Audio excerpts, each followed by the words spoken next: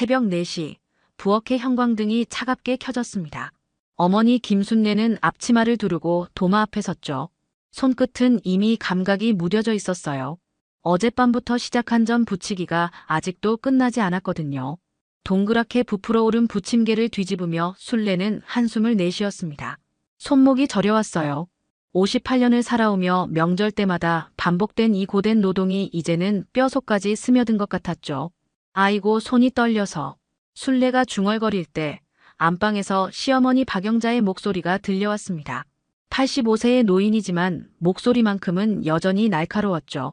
며느리, 전이 타는 냄새 나는데 조상제사는 며느리 손맛이야. 좀 성의 있게 해. 순례의 어깨가 움찔했어요.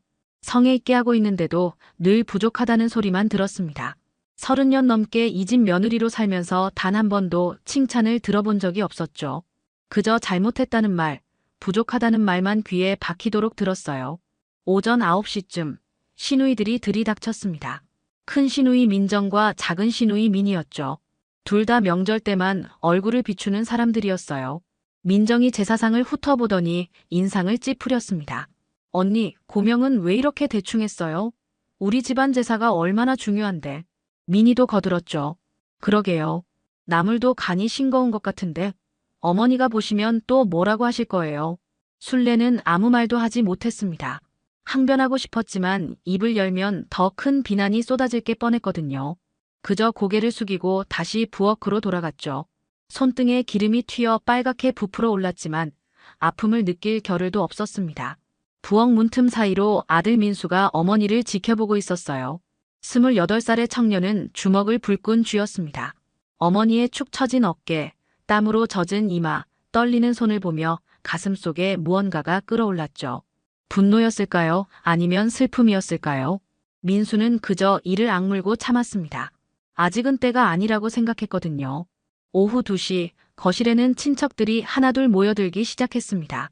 큰아버지 민철, 작은아버지 민호, 그리고 그들의 가족까지 합쳐 10여 명이 넘는 사람들이 자리를 채웠죠. 제사상에는 순례가 밤새 준비한 음식들이 산더미처럼 쌓여 있었어요. 갈비찜, 동그랑땡, 각종 전, 나물, 과일까지 빈틈없이 놓였습니다. 하지만 아무도 순례의 수고를 알아주지 않았죠. 당연하다는 듯 자리에 앉아 수군거릴 뿐이었습니다. 올해는 음식이 좀 부실한 것 같지 않아? 맞아, 작년보다 못한 것 같은데. 친척들의 속삭임이 순례의 귓가를 파고들었어요. 순례는 부엌 구석에 서서 그 소리들을 들으며 입술을 깨물었습니다. 더 잘하려고 애썼는데, 더 정성을 다했는데도 늘 부족하다는 말만 들었죠. 가슴이 답답해서 숨쉬기조차 힘들었습니다. 시어머니 영자가 거실 한가운데 앉아 지팡이를 톡톡 두드렸어요. 그 소리에 모두가 입을 다물고 영자를 바라봤습니다. 영자는 만족스러운 표정으로 고개를 끄덕이더니 말했죠. 자, 이제 제사를 시작하자. 조상님께 성의 있게 올려야 해. 우리 집안은 대대로 제사를 중요하게 여겨왔단다. 그게 바로 우리의 전통이고 자랑이지. 사람들이 일제히 고개를 숙였습니다. 제사상 앞에는 향이 피어올랐고 촛불이 은은하게 타올랐어요. 거실 전체에 묵직한 긴장감이 흘렀습니다. 누구도 감히 소리내지 않았죠. 오직 시계 초침 소리만이 째깍째깍 울릴 뿐이었습니다. 민수는 아버지 옆에 무릎을 꿇고 앉아 있었어요. 하지만 그의 얼굴은 점점 굳어지고 있었습니다. 눈앞에 놓인 제사 음식들을 보며 민수는 생각했죠. 저 음식 하나하나에 어머니의 피와 땀이 배어 있다는 걸. 어머니가 손에 화상을 입으면서 손목이 저리도록 밤을 새우면서 만든 음식들이라는 걸. 그런데 아무도 그걸 알아주지 않았습니다. 오히려 부족하다고 성의가 없다고 비난만 했죠. 영자가 다시 입을 열었습니다. 자, 큰 손자부터 절을 올려라. 조상님께 예를 갖춰야지. 민수의 아버지 민석이 먼저 허리를 숙였어요. 이어서 큰아버지와 작은아버지도 차례로 절을 올렸습니다. 이제 민수의 차례였죠. 영자가 민수를 바라보며 턱짓을 했어요. 민수야, 내 차례다. 어서 절 올려라. 민수는 천천히 몸을 일으켰습니다. 하지만 절을 하려고 허리를 숙이는 순간 그의 머릿속에 어머니의 모습이 스쳐 지나갔어요. 새벽부터 부엌에서 땀 흘리던 모습, 손등에 화상을 입고도 참으며 음식을 만들던 모습, 시누이들에게 핀잔을 들으면서도 아무 말 못하고 고개만 숙이던 모습, 그 모든 장면들이 민수의 가슴을 짓눌렀습니다. 민수의 주먹이 떨렸어요. 이를 악물고 참으려 했지만 더 이상 참을 수가 없었습니다. 가슴속에서 무언가가 터져 나오려 했죠. 분노, 슬픔, 억울함, 모든 감정이 한꺼번에 폭발할 것만 같았어요. 민수는 제사상을 노려보았습니다. 그리고 천천히, 아주 천천히 입을 열었죠. 이게 정말 제사입니까? 거실이 순식간에 얼어붙었습니다. 모두의 시선이 민수에게 쏠렸어요. 영자의 얼굴이 일그러졌죠. 영자의 목소리가 날카롭게 터져나왔습니다. 뭐, 지금 내가 무슨 말을 하는 거냐? 하지만 민수는 물러서지 않았어요. 오히려 한 걸음 앞으로 나서며 제사상을 가리켰습니다. 이딴 게 제사냐고요? 할머니, 작은할머니, 시누이들, 여기 계신 모든 분들. 이게 정말 조상님께 올리는 제사입니까? 아니면 우리 엄마 인생을 갈아 넣는 고문입니까? 민수의 목소리는 떨렸지만 확고했어요. 거실에 있던 모든 사람들이 숨을 죽였습니다. 누구도 예상치 못한 상황이었죠. 민석이 황급히 일어나 민수의 팔을 잡았습니다. 야, 이 자식아. 지금 내가 어디서 무슨 소리를 하는 거야? 하지만 민수는 아버지의 손을 뿌리쳤어요. 그리고 제사상을 향해 다가갔습니다. 순례가 부엌에서 뛰쳐나왔죠. 얼굴이 새하얗게 질린 채 민수를 말렸습니다. 민수야, 제발 그만해. 제발. 순례의 목소리는 간절했어요. 하지만 민수는 어머니를 돌아보며 말했습니다. 엄마, 이제 그만하세요. 엄마는 평생 이렇게 살 건가요? 명절 때마다 노예처럼 일하고 욕먹고 무시당하면서요. 민수의 눈에는 눈물이 고였어요. 하지만 그는 울지 않았습니다. 대신 제사상으로 다가가 두 손으로 상을 움켜쥐었죠. 영자가 비명을 질렀습니다. 이 미친놈아, 당장 손 치워. 내가 감히. 하지만 민수는 듣지 않았어요. 그리고 있는 힘껏 제사상을 들어 올렸습니다. 무거운 상이 흔들렸고 그 위에 음식들이 출렁였죠. 민정이 소리쳤습니다. 오빠, 정신 차려. 지금 뭐 하는 거야? 민희도 울먹이며 외쳤어요. 오빠, 제발. 이러지 마. 하지만 민수는 이미 결심한 얼굴이었습니다.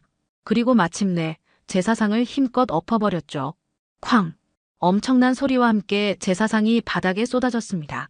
갈비찜이 사방으로 튀었고 전들이 공중에서 흩날리다 바닥에 떨어졌어요. 나물 그릇들이 깨지며 요란한 소리를 냈고 과일들이 대굴대굴 굴러다녔습니다. 간장과 기름이 마룻바닥에 번져나가며 검은 얼룩을 만들었죠. 촛불이 쓰러지며 꺼졌고 향로가 뒤집혀 재가 사방에 날렸습니다. 거실은 순식간에 아비규환이 되었어요. 민정이 비명을 질렀고 민희는 주저앉아 울음을 터뜨렸습니다. 큰아버지 민철이 벌떡 일어나 소리쳤죠. 이게 무슨 짓이냐? 내가 미쳤냐? 작은아버지 민호도 손가락질하며 외쳤어요. 집안 망신을 이렇게 시키는 놈이 어딨어. 당장 나가. 영자는 가슴을 부여잡고 뒤로 물러섰습니다. 얼굴이 새파랗게 질렸고 입술이 파르르 떨렸죠. 지팡이를 잡으려던 손이 힘없이 떨어졌고 영자는 그대로 뒤로 쓰러질 듯 비틀거렸어요. 저런 페류나가 저런 자식이 어딨냐 으. 영자가 가슴을 움켜쥐고 쓰러지려 하자 민정과 민희가 황급히 부축했습니다. 영자의 얼굴은 분노와 충격으로 일그러져 있었죠. 민석이 민수에게 달려들어 멱살을 잡았어요. 그리고 있는 힘껏 민수의 뺨을 때렸습니다. 이 자식아, 내가 이 집안을 망치려고 작정했냐? 따기 소리가 거실에 울려 퍼졌습니다. 민수의 뺨이 빨갛게 부어올랐지만 민수는 고개를 숙이지 않았어요. 민수는 아버지를 똑바로 쳐다보았습니다. 뺨이 화끈거렸지만 눈빛만은 흔들리지 않았어요. 오히려 더 단단해 보였죠. 아버지, 전 이 집안을 망치는 게 아닙니다. 이미 망가진 걸 보여드리는 것뿐이에요.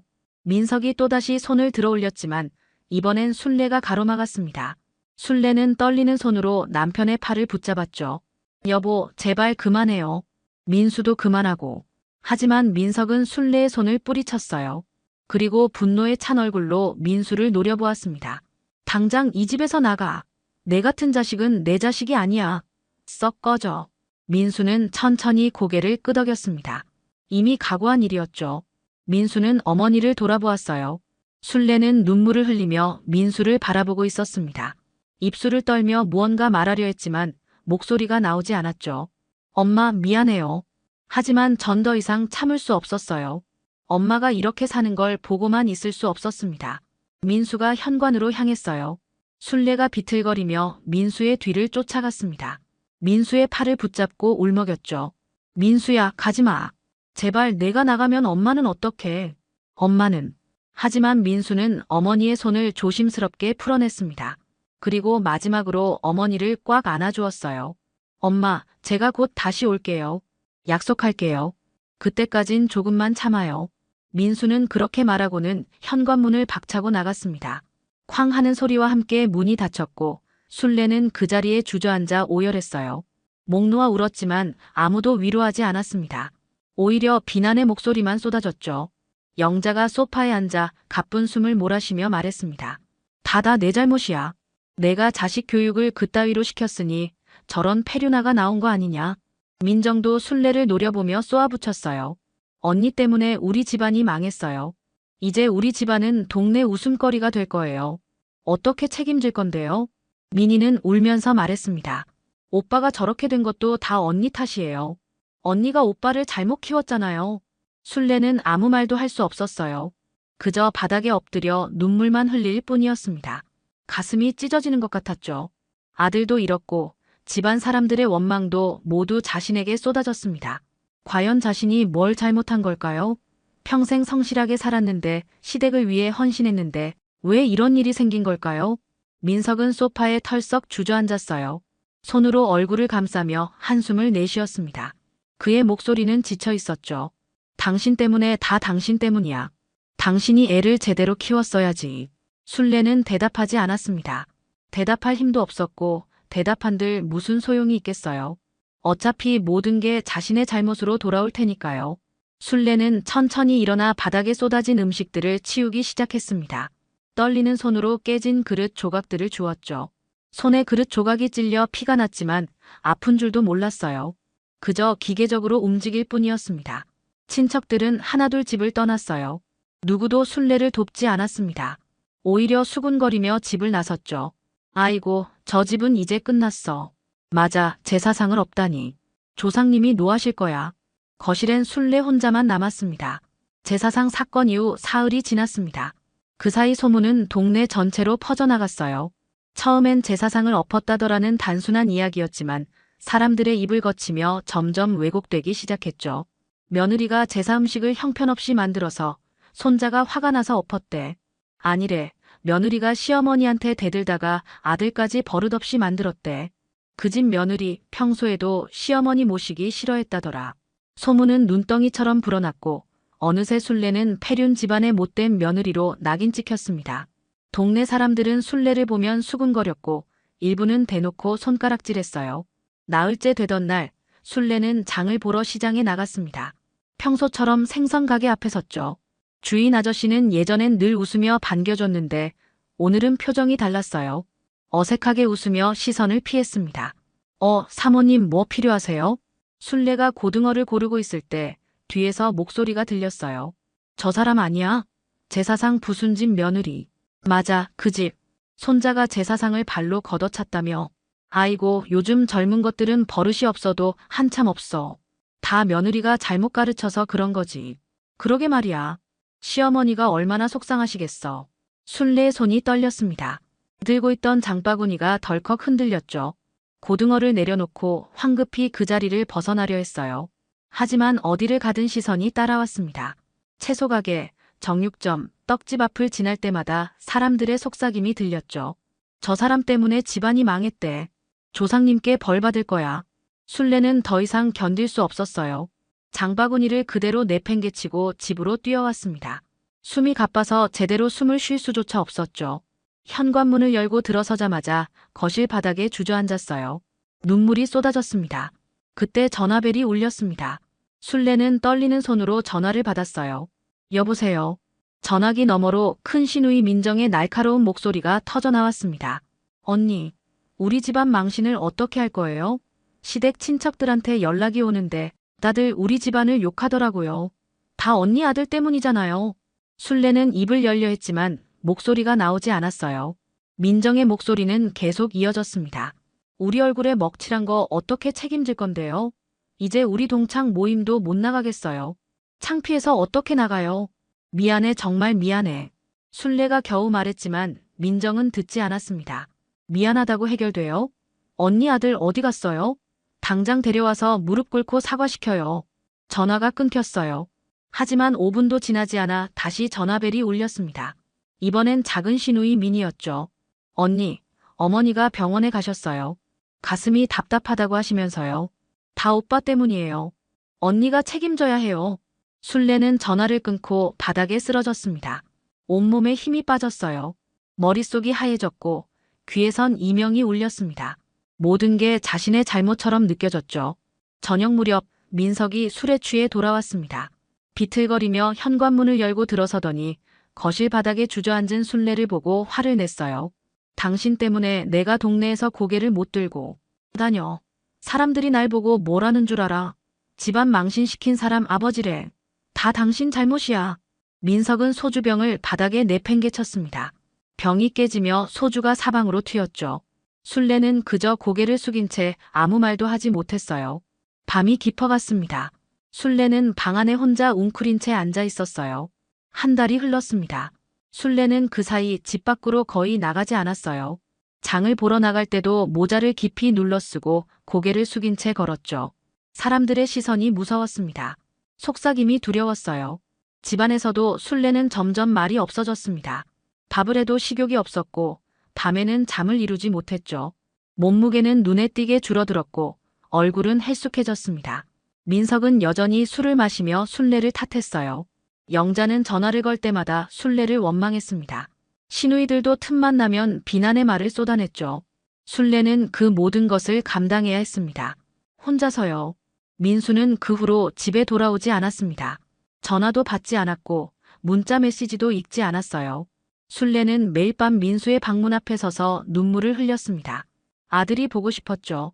하지만 동시에 두려웠어요. 아들이 돌아오면 또다시 집안이 발칵 뒤집힐 테니까요. 그러던 어느 날 저녁 술래의 휴대폰에 문자 메시지가 왔습니다. 민수였어요. 엄마 걱정 마세요. 저 잘 지내고 있어요. 곧 엄마를 찾아뵐게요. 조금만 기다려주세요. 짧은 메시지였지만 술래는 한참 동안 화면을 바라보았습니다. 눈물이 주르르 흘러내렸죠. 아들이 무사하다는 것만으로도 감사했어요. 술래는 떨리는 손으로 답장을 보냈습니다. 그래, 엄마는 괜찮아. 내 걱정하지 말고 몸 건강히 지내렴. 하지만 술래는 괜찮지 않았습니다. 전혀 괜찮지 않았죠. 밤마다 악몽을 꾸었고 아침이 오는 게 두려웠어요. 매일이 고통이었고 숨 쉬는 것조차 버거웠습니다. 시간은 빠르게 흘러 어느새 추석이 코앞으로 다가왔습니다. 그날 오후 영자에게서 전화가 왔어요. 며느리, 추석이 이틀 앞으로 다가왔어. 내일 새벽부터 제사 준비 시작해야지. 올해는 작년보다 더 잘해야 해. 알겠지? 술래의 가슴이 철렁 내려앉았어요. 또다시 제사 준비를 하라는 말이었습니다. 지난번 일이 있었는데도 아무 일 없었던 것처럼 제사를 지내겠다는 거였죠. 어머님 그게 뭐야? 설마 지난번 일 때문에 제사를 안 지낼 건 아니겠지? 그건 민수 그 녀석이 잘못한 거고 우리 조상님께 드리는 제사는 계속되어야 해. 내일 아침 일찍 오도록 해. 영자의 목소리는 단호했습니다. 술래는 입술을 깨물었어요. 거절하고 싶었지만 용기가 나지 않았습니다. 알겠습니다. 결국 술래는 고개를 끄덕일 수밖에 없었죠. 전화를 끊고 나서 술래는 소파에 털썩 주저앉았습니다.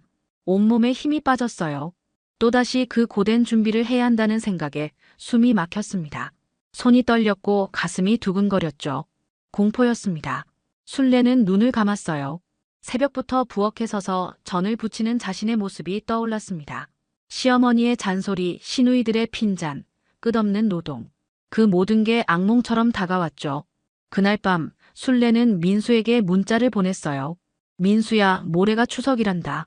엄마는 괜찮으니 걱정하지 마. 하지만 술래는 괜찮지 않았습니다. 전혀요. 다음 날 아침 7시 술래가 나갈 준비를 하고 있을 때 현관 초인종이 울렸습니다. 누군가 싶어 문을 열었는데 밖에 서 있는 건 민수였어요.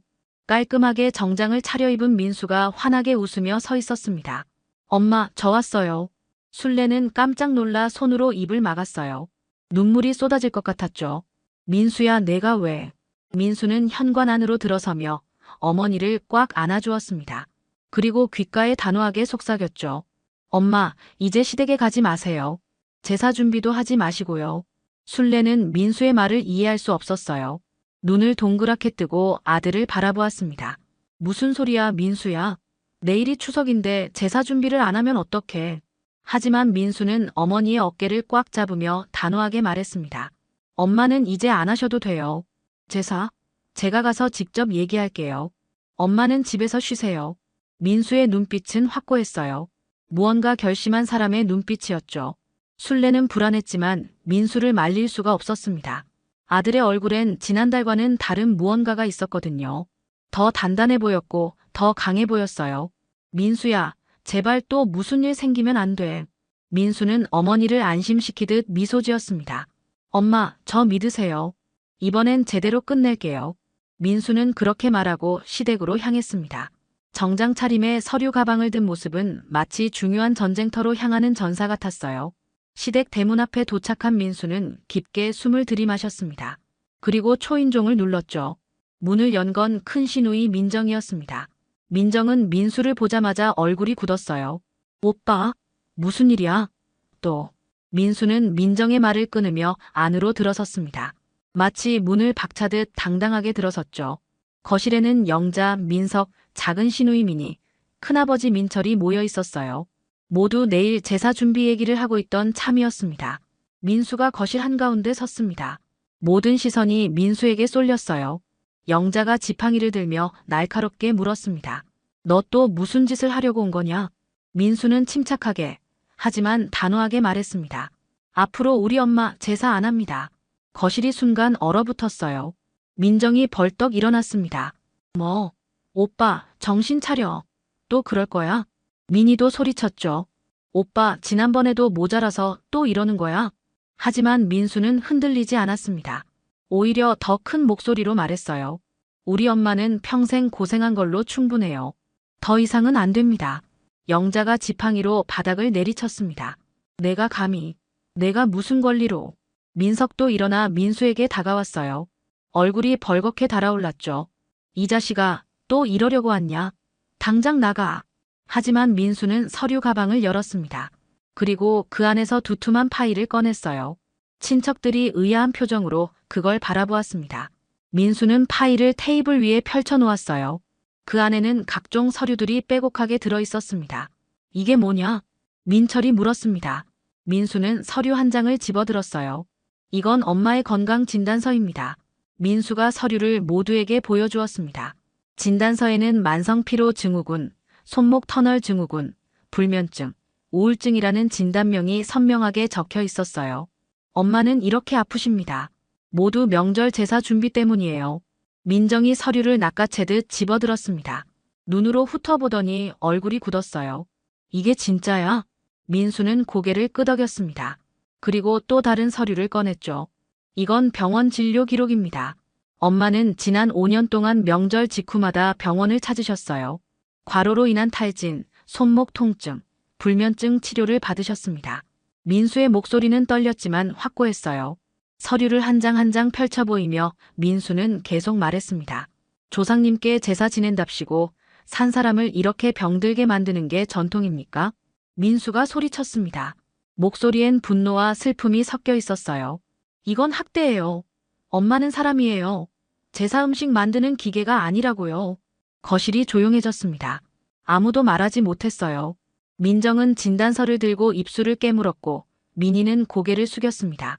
민철은 서류를 내려다보며 한숨을 내쉬었죠. 영자가 떨리는 목소리로 말했습니다. 그래도 제사는. 하지만 민수는 고개를 저었습니다. 할머니, 이제 그만하세요. 민수의 말에 영자는 입을 다물었습니다. 떨리는 손으로 지팡이를 움켜쥐었지만 더 이상 아무 말도 하지 못했어요. 민정은 진단서를 내려놓으며 고개를 돌렸습니다. 민희는 눈물을 글썽이며 소파에 주저앉았죠. 민석이 민수에게 다가왔습니다. 화가 난 얼굴이었지만 예전처럼 소리를 지르진 않았어요. 그저 힘없는 목소리로 물었습니다. 그럼 제사는 어떻게 하자는 거냐? 민수는 아버지를 똑바로 쳐다보았습니다. 하고 싶으신 분들이 직접 하세요.